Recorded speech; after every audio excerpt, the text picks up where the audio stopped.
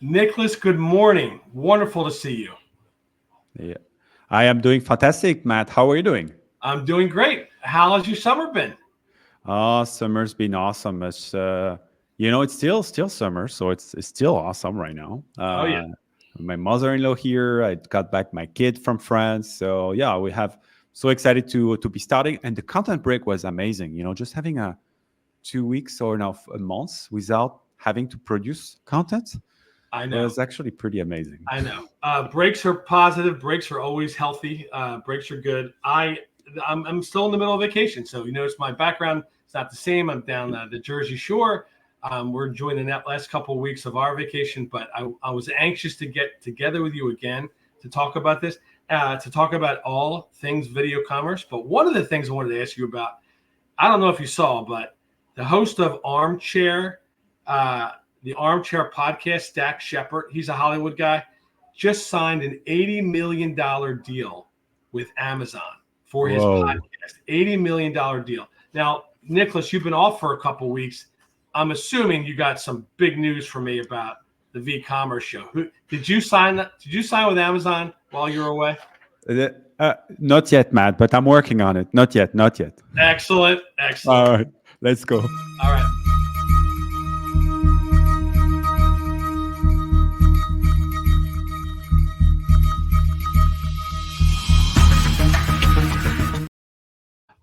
All right, everybody. This is Nico, the host and the co-host of the Vcommerce show. I am excited to be here. I'm with Extremely, the company that enable you to get live stream and video commerce on your website and across social media, email, SMS, wherever you are, your video is shoppable.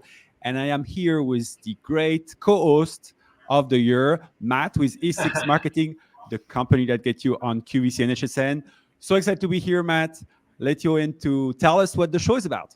I know. Well, the Video Commerce Show, thank you very much for tuning in. And as we talked about vacations and things, I did a lot of walking over the last couple of weeks, and I love listening to podcasts.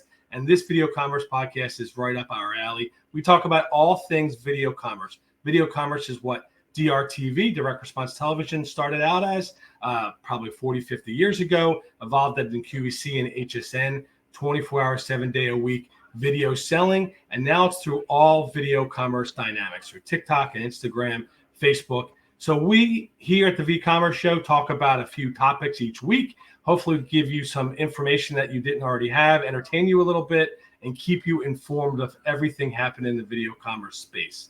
So Nicholas, so much to talk about over the summer while we were away, but one of the things that is near and dear to my heart is home shopping and QVC and HSN. And HSN just announced they're partnering with impact.com to create an influencer platform.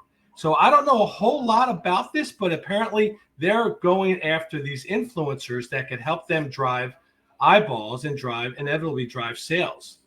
Yeah, I think it's a really interesting move, right? So I think the program is called HSNfluencer, with a combination of influencer and HSN, and the idea is that now as an influencer, you can register to the HSN portal and having your own links that enable you to or create your own shop, actually, your storefront that enable you to sell product and get commission for all the product being sold through your links and through your store. I think it's quite interesting. I think it goes in par with what QVC or Curated in general is trying to emulate with Soon, obviously, with the Soon app. But I think it's an interesting dynamic. In my view, Matt, and tell me what you think on that. I think this is a great opportunity for the host of the actual SHN show, because from my understanding, they didn't have the ability to do this thing before. And so if I'm a popular host on HSN and I'm already selling those products during television, maybe I want to have the ability to curate certain other product that I feel will be really good for my own audience. And they already know me, they already like what I'm doing, and and those people are typically active on social anyway. So maybe this is an opportunity to drive additional sales offline or off TV, I will say, for those hosts. I'm curious to hear your thought, but I am also very skeptical about the ability of having other creators that are not in the ecosystem of HSN to actually start doing referral from that. I think there's a lot of competition in this space. Curious to hear your thought on that.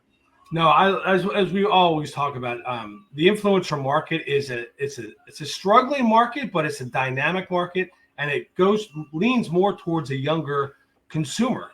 So the HSN QVC customer is 50 years old or older, primarily female, smart, affluent, all across the country. Is she an influencer, quote unquote? I think a lot of them yearn to be and would love to be a QVC or HSN host, but I'm not sure they have this, they're going to make an impactful dynamic into driving sales, maybe the way HSN has intended. I was reading something about influence in general. Last year, influencers, 48% of all influencer creators earned $15,000 or less. 48%. Only 13% earned over $100,000. The influencer world is tough. And I know a lot of young people, kind of grow up with this as a dynamic of their everyday, thinking, oh, I could do that. It's not as easy as you think. And to be an HSN and QVC host, you can't imagine the balls they have to juggle in selling a product, then selling the next product, sometimes for 1 hour, sometimes for 4 or 5 consecutive hours without a script, and selling product and being dynamic and engaging and having that balance, that girlfriend thing with the co-host or the guest. It's not easy. So you're asking Mary Jane or Joe Blow or whoever in America to become an HSN influencer. It's going to be a steep learning curve. Yeah.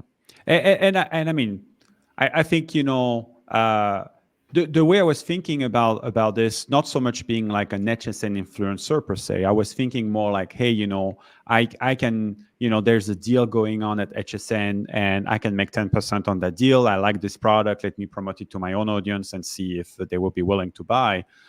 But for me, just that alone, there's already platform like on Walmart, Target and Amazon that are really, really well established in the affiliate link per se. And so that's why I was like, I didn't see that come on getting.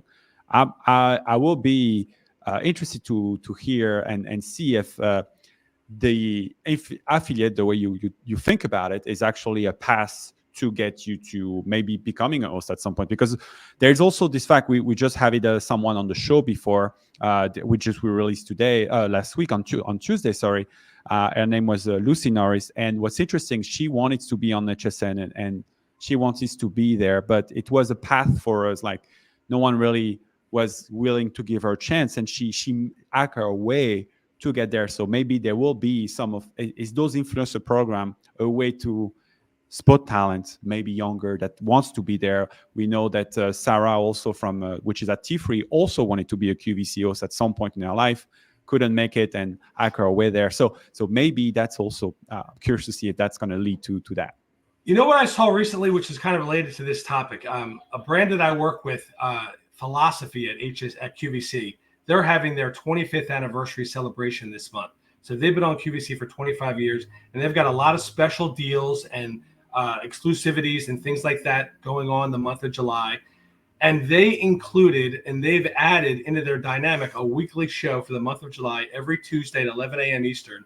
And they have a video testimonial plugged into each week's show, which I think is like long overdue, but also amazingly impactful. So they prearranged for this customer who was a very popular, a very important customer for them.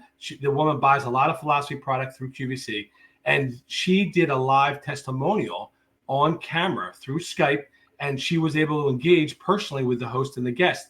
The conversation of this woman, I would say, like the excitement and the enthusiasm of a consumer talking to the host and the guest was one thing, but then her embracing the product and the brand and really influencing the rest of the customers, especially the ones that were on the fence, not ready to make a purchase, I thought was amazing. Now, I know there was a lot of background, a lot of people did a lot of work to get that testimonial on air. And like I said, this is a 4-week special event that Philosophy has on QVC. So each week, each Tuesday, they have a video testimonial lined up. But wouldn't it be great if that becomes the norm? and the consumers can get on camera and endorse products. It's a lot like this HSN influencer dynamic. It's quite amazing when you think about it, right? Because in reality, what you're doing is you're bringing on a review as a video, as a B-roll that you can add into your whole stream, which is very fascinating. One thing that we've seen at Extremely is that we have the ability to showcase when an order is purchased and have like a, hey, thank you for your order, and then shout out for that person. And what we see is typically once you have that, then you get 5 or 6 order right after. And so there's this dynamic of like this social proof. And so what you're doing technically with that video is bring on that social proof aspect, which is in steroids. So I could see how that could really drive significant sales. Another thing that made me think was you hearing that. I don't know if you saw the latest YouTube report saying that 65% of Gen Z are almost influencer or video creator, considering themselves as a video producer, video creator. And they are not doing this to actually gain popularity or brands.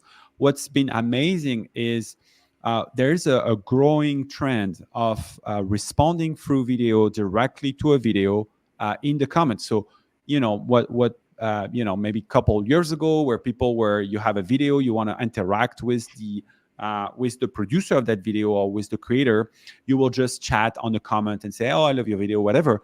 Now what people are doing is they're actually producing a small video and doing a video response directly on the comment. And that is driving this new generation to consider themselves as video producer, video creator. I found it fascinating. I think this word of video is just only gonna grow, and it really resonates with that video testimonial. We are going to talk to each other in this world more video to video, and it's really interesting how this dynamic is playing. I love it. More and more people are getting more comfortable with being on camera, and it's just becoming the norm now in 2024. Well, that's thanks COVID, right? So I think there's like a lot of bad things that happened with COVID, but certainly video was probably a big thing for COVID. Right. The news I wanted to bring on, moving topic a little bit, is I think it's bad news is good news in some way. That's the way I label it on my newsletter today. But it's the notion that yesterday CPI came in and inflation came in. It was a little lower than originally anticipated. So people were thinking the data and the Fed was anticipating inflation to be at 3.1%. It's actually at 3%. And then the week before, what we saw was that there was a strong job gain the week before, but unemployment rate is at, I won't say all-time high, but it's pretty high. I think it's back to 2021 numbers at 4 something percent. So employment rate is climbing, inflation is declining, and bad news is good news. It sounds like we're getting closer to a tangent for the Fed to act and actually start reducing interest rates. With a lot of people predicting that maybe the first cut will happen as early as September. There's a lot of things going on in the market right now. There's some reports saying that grocery shopping has, like just going to the store and buying stuff has really increased almost 30% for certain basket. So people are feeling crunch, and brands are feeling crunch because access of capital. If interests go down, I think it's going to release a little bit the valve of capital. People will have more money, so they will be able to invest. I think it's a great news for the economy, and it's great news for the retailer, and great news in general for consumption. Now, you bring up great points. Normally, in an election year, there's not a lot of movement like this conversation. The election in November. Usually it's status quo, but maybe this year there'll be some positive influences and positive movement. So consumers are more confident in spending. Grocery up 30% is not a surprise to me. It's really, really tough to feed your family these days. Same product being up 20-30% from a year ago or 2 years ago. It's really hard. So inflation, job going up, although very minor. Lower interest rates, all all positives. Housing market shifting. If the rates go down, you'll be getting more houses being bought. So it's all a positive. I am not as confident that it's going to happen before November, but I hope it does. I hope it does, because right now it's tough for a lot of people. Yeah, I think it's tough for a lot of people for sure. I agree with you, and I think a lot of companies need some site of relief that they can predict now and think that capital is going to come, because a lot of people are in trouble too. So there has been some talking about consumption and good news and shopping. I know you had something you wanted to bring. Well, this week, Amazon Prime Day coming up. I'm really curious on how well it will do. This is the 10th Amazon Prime Day. So it's not 10th annual, because they do it multi times a year, but the 10th Amazon Prime Day on July 16th and 17th. 5 million deals, 5 million deals worldwide across more than 35 categories. I think everyone is going to be shopping on Tuesday and Wednesday through e-commerce, which is a beautiful thing. And not just for Amazon, everyone has to react to Amazon. So you're going to see free SNH, free shipping and handling across multiple platforms. You're going to see great deals and one-day specials, and it's a very much a positive. And I kind of love the dynamic of kind of how Amazon started this. Christmas in July at QVC has been big for 20 plus years. HSN does the same thing. People buy gifts in the middle of the summer for the holidays. It's an absolute trend. And now if Amazon Prime Day, you can kind of say the same thing, whether it's self-purchase or gift. People are buying products in the middle of the summer where you would think they'd be vacationing, and sales would be down.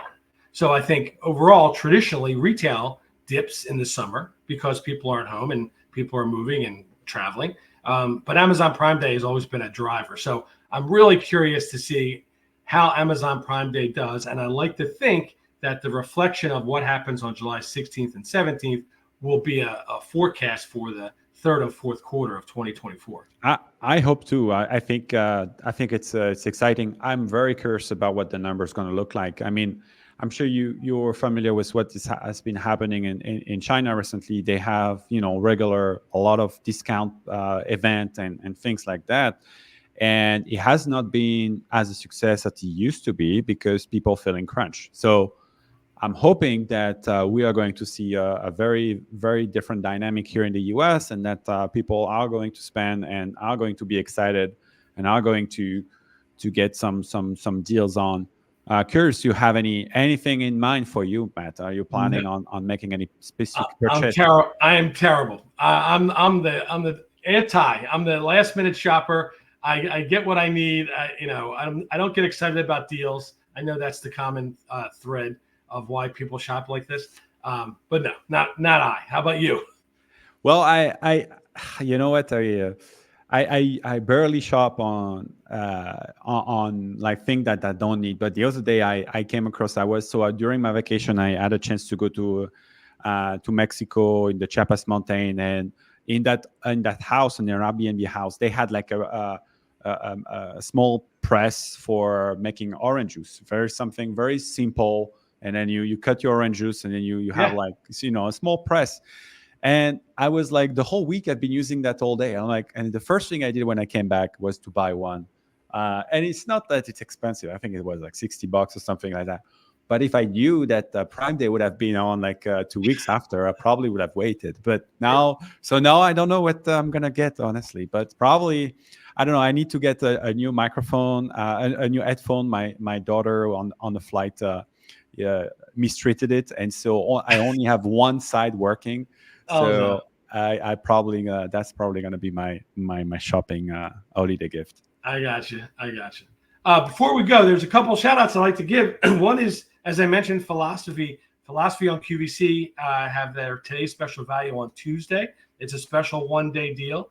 As I said earlier, part of their 25-year anniversary special on QVC. So if you're a beauty fan, if you're a skincare fan, if you're a bath and body fan, Philosophy on Tuesday all day, starting at midnight Eastern, has their today's special value with programming throughout the day. So that's my big shout out. Yeah. And I'm going to I'm going to add an additional shout out. So a special shout out to Danielle that has been commenting and sharing his comment. Thank you for that, Danielle. We absolutely love to want to know that the pricing are coming down. We are also looking forward for that. This is I personally really look for rate going down for multiple reasons. But the special shout out I have on the Easternly side is this week we released something kind of cool. We had done it before, but it's kind of the phase 2 of our partnership with Visa. We released the CyberSource Unified Checkout on the video itself, enabling any type of merchant to be able to plug in their payment there and having digital payment as well as credit card directly on the video. So they don't need to have, it's a much seamless integration with the commerce. And so it makes it for a pretty cool purchasing experience on the video itself. So that's been going on, and it's been a lot of work to get there. So I'm super excited to release that. We had a couple new clients this week as well, so we're pretty excited about that. But yeah, that's the shout out. The last thing I will say is you and I, Matt, we made a fantastic interview of someone, and that interview is gonna be released not this Tuesday, but the next Tuesday. So if I can just make it, I'm not going to say much about it, but I can tell you it's the largest e-com company in India, and the person oversee everything video commerce and live shopping. And I will stop there, and it's just a must-listen interview. I'm so excited about this. I don't know if you where you are with that, Matt, but this was such a thrill. It was a great conversation. That was a good teaser. That was a very good teaser. And I'll also thank you, Danielle Speziani, consistent viewer and listener to our podcast. Thank you, Danielle, for chiming in. We appreciate it. All right. Thanks, everyone. If you want to reach out to us, as usual, you can just DM us or reach out directly on LinkedIn. We are here every Friday at 11 a.m. And Matt and I, we discussed about this. We will try to be on time. You can also find us on the Live E-commerce podcast on your favorite podcast player.